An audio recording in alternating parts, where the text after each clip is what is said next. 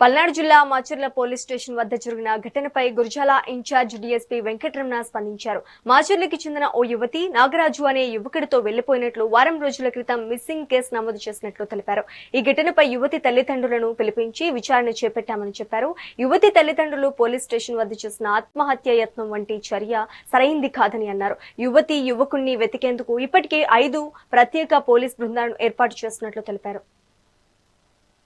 8 రోజులు తిరుగుతున్నా సార్. ఈ రోజు 6ంటికి తీసుకొస్తాను, ఈ కూతురు నొప్పి చెబుతాను సార్.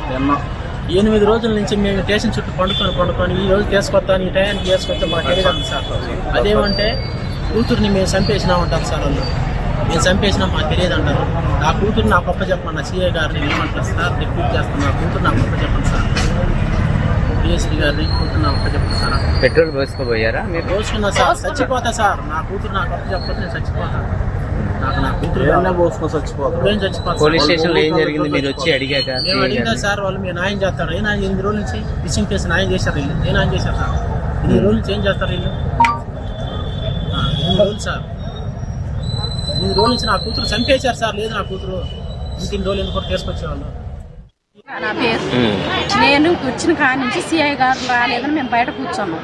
వచ్చిండు, సార్ ఆగండి సార్ అన్నా. నన్ను ఆగమంటవేంది, దీన్ని తీసుకుపోయి లోపల కూర్చోబెట్టు అన్నాడు. నేనేమన్నానని అంటాను నువ్వు అన్న. నేను అసలు ఏంది ఎక్స్ట్రాలు మాట్లాడుతున్నావు, ఏంది ఎక్స్ట్రాలు ఎందుకంటే మాట్లాడుతున్నావు అని రెక్కబట్టి గుంజాపోయిండు నన్ను లోపలకి. రెక్కబట్టి గుంజాపోయి దీన్ని లోపల కూర్చోబెట్టి అంటుంది. అసలు ఎందుకు కూర్చోబెడతారు? మా పిల్లని తీసుకురాలేదు, 10 రోజులు అయింది.